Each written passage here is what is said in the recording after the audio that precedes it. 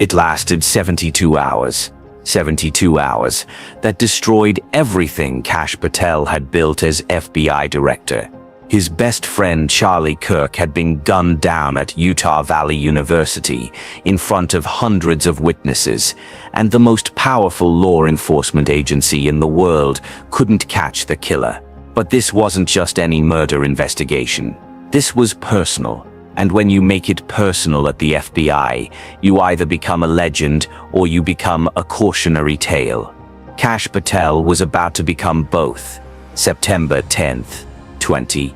Utah Valley University in Orem, Utah. Charlie Kirk was in the middle of his signature campus tour, challenging liberal students to debate conservative principles. At 2:17 p.m., as Kirk was responding to a question about immigration policy, a single gunshot rang out across the auditorium. America's most prominent young conservative voice crumpled to the stage. The shooter vanished into the chaos of screaming students and panicked faculty. Within minutes, every major news network was broadcasting the assassination of Charlie Kirk live to the nation. But here's what nobody knew yet. The man who would have to solve this case was more than just FBI director. He was Charlie Kirk's closest friend, his confidant, and the godfather to Kirk's children. Kash Patel had just inherited the most personal investigation of his life, and everyone was watching to see if he could separate his emotions from his duty. Have you ever wondered what happens when the person responsible for American justice loses someone they love? The answer was about to tear the FBI apart from the inside. In his FBI director's office in Washington, D.C., Kash Patel was in a budget meeting when his secure phone exploded with incoming calls. The first call came from his deputy director, Dan Bongino. At "Kash, you need to sit down." Bongino's voice was shaking. "Charlie's been shot. It's bad." For a moment that felt like eternity, Patel couldn't process the words. Charlie Kirk, the man who had stood by him through every political battle, who had defended him on his podcast when others wouldn't, who had called him just that morning to joke about FBI bureaucracy. "How bad?" Patel asked, though he already knew from Bongino's tone. "He didn't make it, Kash. I'm sorry." The phone slipped from Patel's hands. The most powerful law enforcement officer in America was suddenly just a man who had lost his best friend. But he only had about 30 seconds to grieve before the next call came in. This one from the White House Situation Room. The president wanted updates. The media was demanding answers. Congress was asking questions. And somewhere out there, Charlie Kirk's killer was still free. What happened next would become legendary in FBI circles, but not for the reasons Kash Patel hoped. At 2:45 p.m., just 28 minutes after learning of Kirk's death, FBI Director Patel posted on social media, "The FBI has a subject for the horrific shooting in custody." It was a lie. Not an intentional deception, but a desperate hope presented as fact. The FBI had detained someone for questioning. A student who had been acting suspiciously, but they had nothing concrete. Patel's grief had clouded his judgment, and his first instinct was to give the public the closure he desperately wanted for himself. But in Orem, Utah, local law enforcement was holding their own press conference. Sheriff Mike Johnson stood before the cameras and said the words that would haunt Patel for months. "The shooter is still at large. We repeat, the shooter is still at large." Within minutes, Patel's tweet was being compared to the sheriff's statement. The FBI director had either been misinformed by his own people, or he had jumped the gun in a moment of personal anguish. Either way, it was a public relations disaster. At 3:15 p.m., Patel was forced to post a correction. "The subject has been released. The investigation continues." But the damage was done. Social media exploded with criticism. Conservative commentators who had supported Patel began questioning his competence. Liberal pundits accused him of using his friend's death for political theater. And somewhere in America, Charlie Kirk's killer was watching the FBI stumble in real time. But the real crisis was just beginning. By 4 p.m., Patel had assembled a joint FBI-Utah law enforcement task force and was personally flying to Utah to oversee the investigation. This decision would prove to be either the most noble gesture of his career or the biggest mistake. FBI directors don't usually take personal control of individual murder cases. They have thousands of agents for that. But Charlie Kirk wasn't just any victim. And Kash Patel wasn't thinking like an FBI director anymore. He was thinking like a friend, seeking justice. The flight to Utah gave Patel time to review everything the Bureau knew about the shooting, which wasn't much. Security cameras had captured a figure in dark clothing moving through the university's corridors before the shooting, but the image quality was poor. Witnesses described seeing someone run from the auditorium immediately after the gunshot, but their descriptions varied wildly. Some said tall, others said medium height. Some said male, others weren't sure. The only consistent detail was that the shooter had known exactly how to disappear in the chaos. What bothered Patel most was the precision of the attack.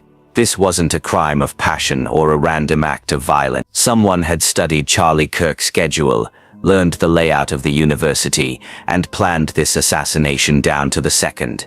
The shooter had fired one shot, perfectly placed, and vanished without leaving a clear trail. This was either the work of a professional or someone with detailed knowledge of how such attacks were carried out.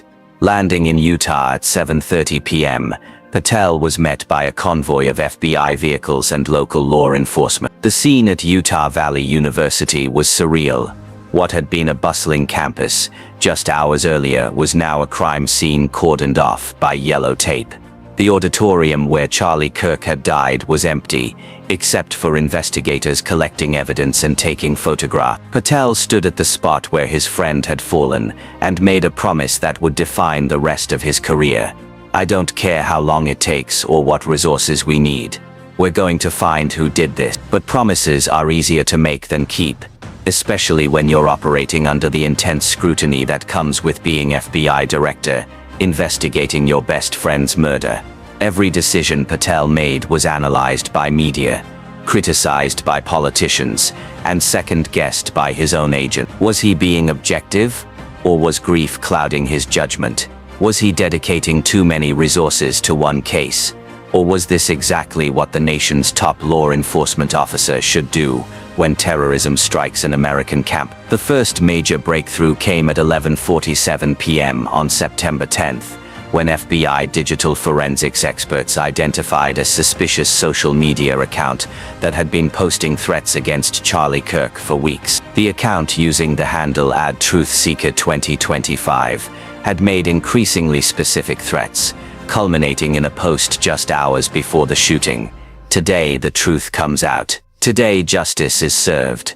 CK's last campus visit." The FBI's cyber division immediately began tracing the account's digital footprint. But here's where Patel made his second critical error.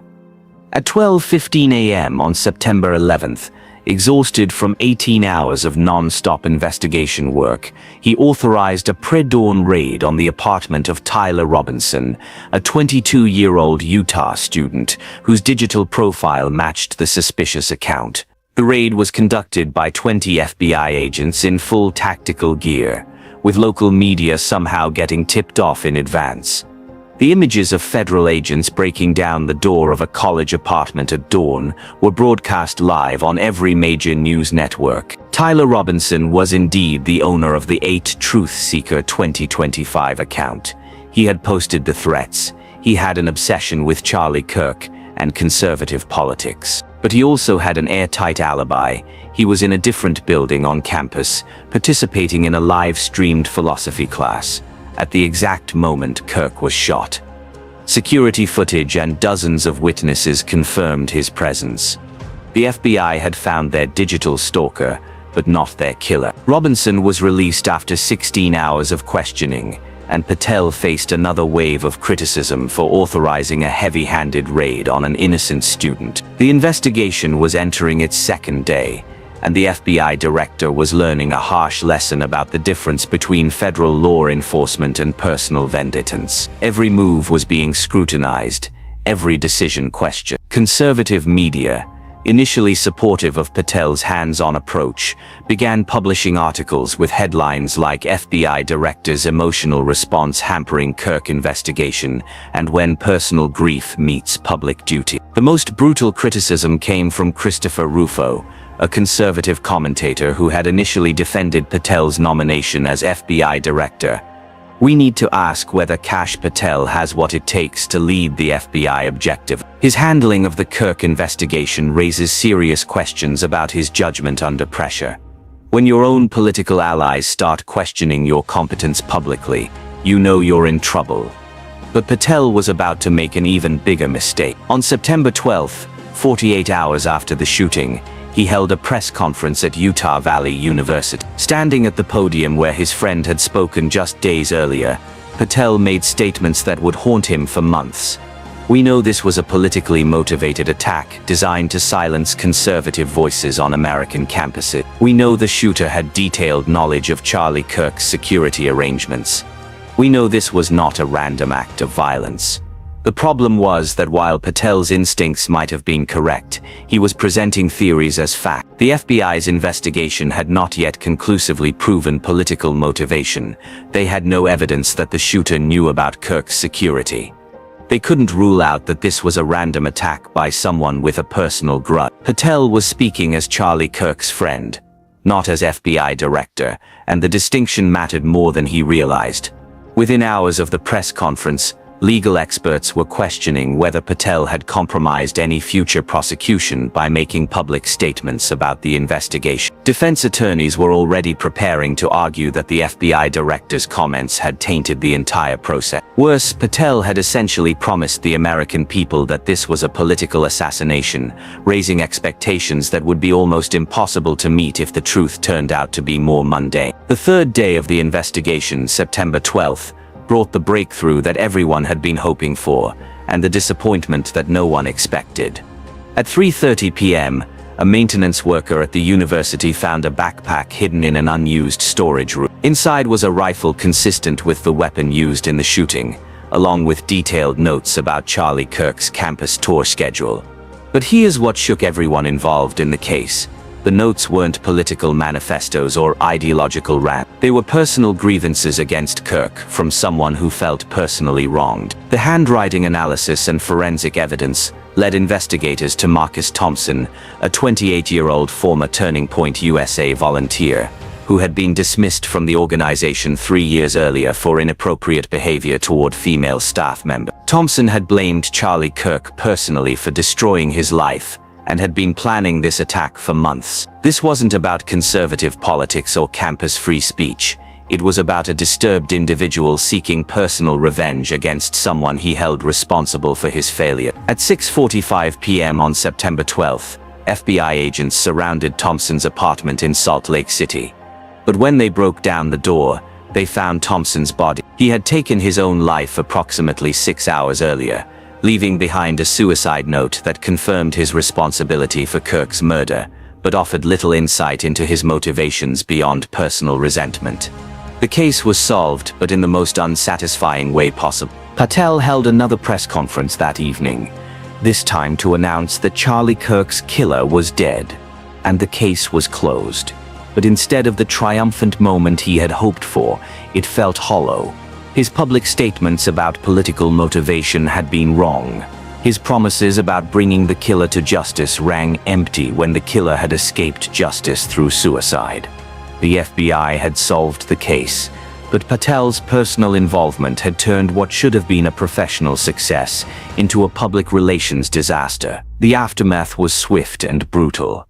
Within 24 hours of Thompson's suicide, congressional Republicans who had supported Patel began privately questioning his leadership. Senator Lindsey Graham, one of Patel's strongest defenders, told reporters, "Director Patel's heart was in the right place, but leadership requires keeping your emotions in check, especially when the stakes are this high." Conservative media, which had initially rallied around Patel during the investigation, began publishing editorial pieces questioning whether he had the temperament for the FBI director position. The Wall Street Journal ran a particularly devastating analysis titled "When Personal Becomes Political."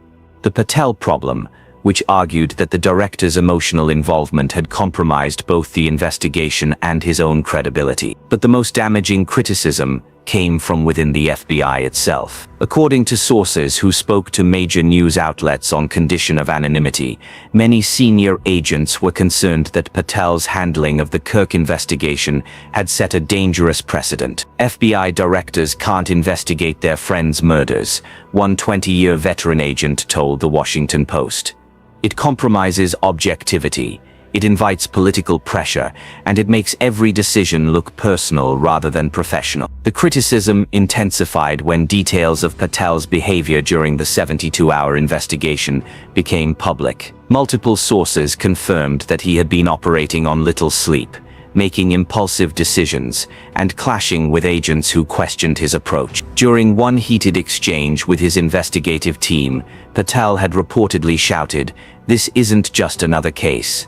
Charlie was family." The agents understood his pain, but they also understood that FBI directors can't let family feelings drive federal investigation. Perhaps most damaging was the revelation that Patel had been in direct contact with Charlie Kirk's widow, Erica, throughout the investigation, something that violated standard FBI protocols for cases involving personal relationship. Text messages between Patel and Erica Kirk, later leaked to the media, showed the director making promises about finding the killer and ensuring justice, promises that sounded more like personal commitments than official law enforcement statement. "I won't rest until we find who did this to Charlie," one text read. "He was like a brother to me, and I'm going to make sure whoever took him from us pays." These weren't the measured statements of an FBI director. They were the emotional outbursts of a grieving friend. While understandable on a human level, they raised serious questions about Patel's ability to maintain professional objectivity. The political fallout reached its peak 2 weeks after Kirk's death, when Democratic Senator Chuck Schumer called for Patel's resignation. The FBI director's handling of the Kirk investigation demonstrates a fundamental misunderstanding of the role. Schumer argued during a Senate floor speech, "Federal law enforcement must be objective, professional and free from personal vendettas or emotional decision-making." Director Patel has shown he cannot meet these basic requirements. Even more damaging was when Republican Senator Susan Collins, who had voted against Patel's confirmation, issued a statement saying, "Recent events have confirmed my concerns about Director Patel's fitness for this position." The FBI requires leadership that can separate personal feelings from professional duties, especially in high-profile cases. But perhaps the most telling criticism came from former FBI directors who had served under both Republican and Democratic presidents. James Comey, despite his complicated history with Trump administration officials, issued a rare public statement. "I understand the human impulse to seek personal justice when someone you care about is harmed, but FBI directors must resist that impulse and trust the system to work. The moment we make it personal, we compromise everything the Bureau stands for." The damage to Patel's reputation was severe, but the investigation's aftermath revealed even more troubling details about his leadership during the crisis. According to FBI sources, Patel had redirected resources from other major investigations to focus on the Kirk case, leaving important national security and terrorism cases understaffed. Counterintelligence operations were delayed, cybercrime investigations were put on hold, and human trafficking cases were assigned fewer agents. Also, the FBI director could throw maximum resources at solving his friend's murder. It was like the entire bureau stopped functioning, except for one case.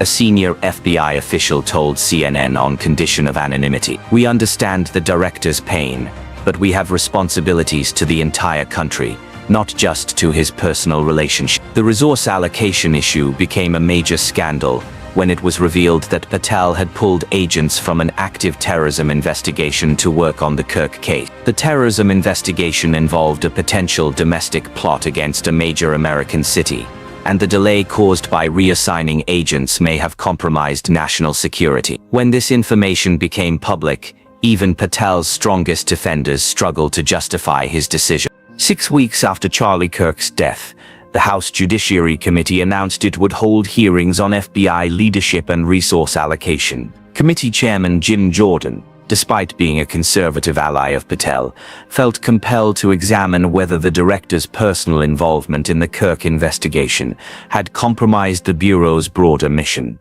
Director Patel is a patriot and a friend, Jordan said during a press conference announcing the hearings.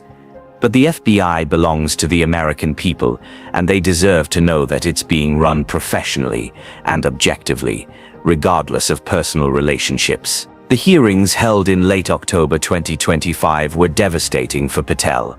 FBI agents testified about resource diversions, professional protocols that were ignored, and the chilling effect that the director's emotional leadership had on the Bureau's culture. Perhaps most damaging was testimony from Sarah Chen, the FBI's deputy director for counterintelligence, who revealed that Patel had ignored urgent intelligence about potential foreign threats, while obsessing over every detail of the Kirk investigation. "We had credible intelligence about foreign operatives planning attacks on American soil," Chen testified. But the director was unavailable for briefings because he was personally reviewing security footage from Utah. "We're supposed to be protecting all Americans, not just investigating crimes against the director's friends." During Patel's own testimony before the committee, he was pressed repeatedly about his decision-making during the 72-hour period following Kirk's death. When asked why he had personally taken control of the investigation, his answer revealed the depth of his emotional involvement. "Charlie Kirk was more than a friend. He was family. He stood by me when others wouldn't. He defended me when I was attacked. If I couldn't ensure justice for him, what kind of friend would I be?"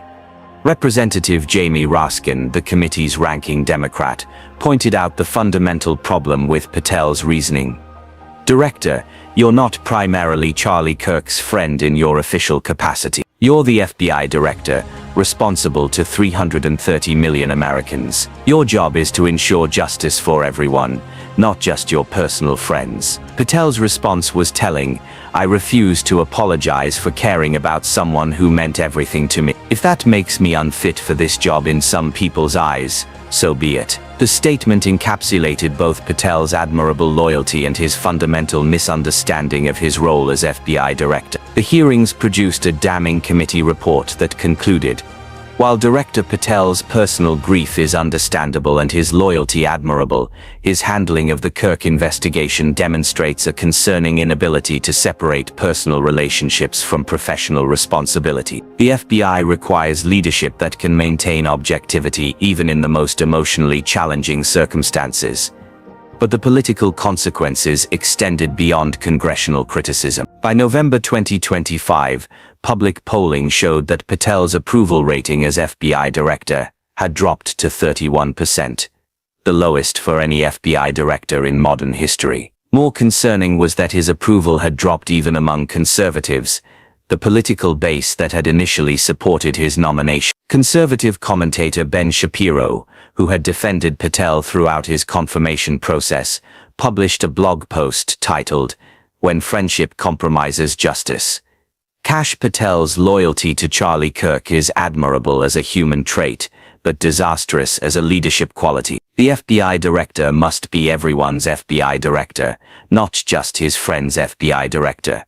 The criticism from conservative media was particularly painful because these were supposed to be Patel's allies. When Tucker Carlson devoted a segment of his show to questioning Patel's fitness for office, it signaled that even Trump-supporting media figures had lost confidence in the FBI director they had once championed. The breaking point came in December 2025, when it was revealed that Patel had been so obsessed with the Kirk investigation that he had missed critical briefings about a major cybersecurity threat from China. While the FBI director was personally reviewing evidence from Utah, Chinese hackers had penetrated several major American corporations and government agencies. The breach went undetected for days longer than it should have, because the FBI's leadership was distracted. When news of the cybersecurity failure broke, even President Trump, who had nominated Patel and stood by him through the Kirk investigation controversy, began privately questioning whether his FBI director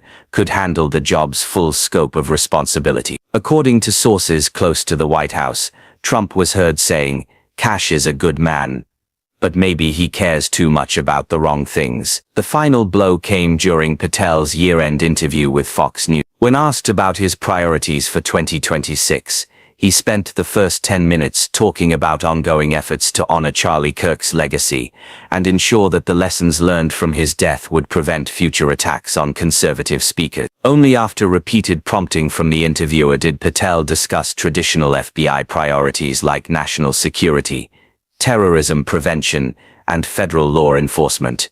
The interview went viral not for what Patel said, but for what he revealed about his mindset. 15 months after becoming FBI director, he was still primarily focused on his friend's death rather than the Bureau's broader mission. Critics argued that this demonstrated a fundamental inability to prioritize national interests over personal relationships. By January 2026, calls for Patel's resignation were coming from both parties.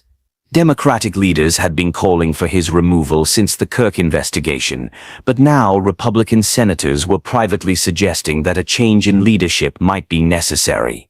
Senator Mitch McConnell, who rarely criticized Trump administration officials publicly, told reporters, "The FBI is too important to be compromised by personal agendas, regardless of how well-intentioned those agendas might be." The situation reached a crisis point when FBI agents began leaking stories about low morale and concerns about the Bureau's direction. According to these leaks, many agents felt that Patel's obsession with his friend's death had overshadowed the FBI's primary missions. National security cases were being delayed, federal law enforcement priorities were confused, and the Bureau's reputation was suffering. "We signed up to serve the American people, not to help the director work through his grief," one agent told the New York Times. Charlie Kirk's death was a tragedy, but it can't become the FBI's defining mission. Perhaps most damaging was a leaked internal FBI survey showing that only 23% of agents had confidence in Patel's leadership, the lowest rating for any FBI director since the Bureau began conducting such surveys. When your own agents don't trust your leadership, it becomes almost impossible to function effectively. The survey results were leaked to the media in February 2026, creating a new wave of criticism and calls for resignation. Senator Lindsey Graham, who had been one of Patel's strongest supporters, finally broke with the director. "I respect Kash Patel's service and his loyalty to his friend, but the FBI needs leadership that can focus on all Americans, not just on personal relationships." But Patel refused to resign, and Trump refused to fire him.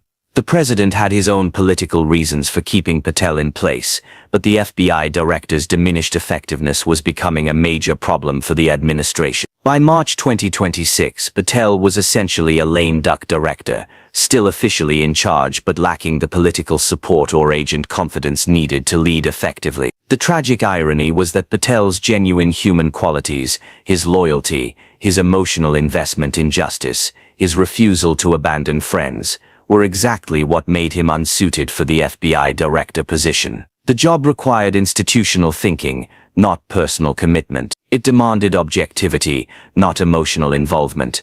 It needed someone who could see the big picture, not someone fixated on individual cases. Charlie Kirk's murder had been solved within 72 hours, but it took 15 months to destroy Kash Patel's effectiveness as FBI director. The investigation had revealed a killer driven by personal grievance rather than political ideology, but it had also revealed an FBI director driven by personal loyalty rather than institutional responsibility. In April 2026, during what would be his final major interview as FBI director, Patel was asked whether he regretted his handling of the Kirk investigation. His answer was both touching and tragic. "I regret that I couldn't save Charlie's life. I regret that his killer escaped justice through suicide. I regret that politics got in the way of finding truth, but I don't regret fighting for my friend. Some things are more important than job approval rating." The interviewer pressed him, "Even if fighting for your friend compromised your ability to serve all Americans." Patel's response revealed the core issue that had defined his tenure. Charlie Kirk spent his life fighting for American values. Investigating his death wasn't separate from serving Americans, it was the most important service I could provide. It was a beautiful sentiment from a loyal friend. but it missed the fundamental point that his critics had been making for months. FBI directors serve American institutions, not individual Americans. They protect the system of justice, not specific victims. They maintain professional objectivity, not personal relationships. By May 2026, 18 months after Charlie Kirk's death, Patel's position had become untenable. Congressional Republicans were openly discussing the need for new FBI leadership. Conservative media had largely abandoned him. FBI agents were requesting transfers rather than work under his command. Even Trump was reportedly considering a replacement.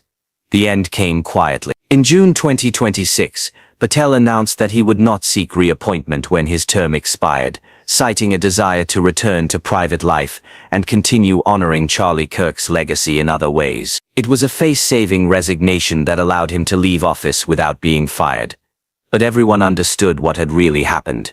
Kash Patel had been destroyed not by his enemies, but by his virtue. His loyalty, his passion for justice, his refusal to treat his friend's death as just another case.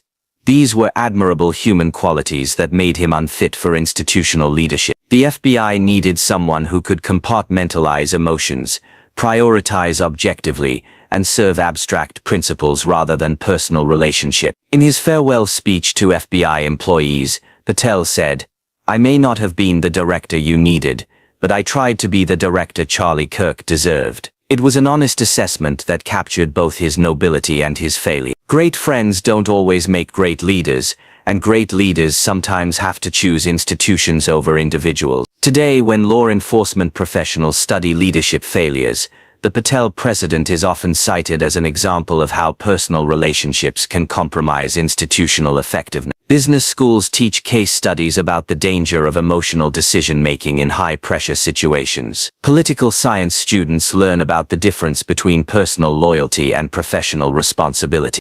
But perhaps the most important lesson from Kash Patel's downfall is simpler.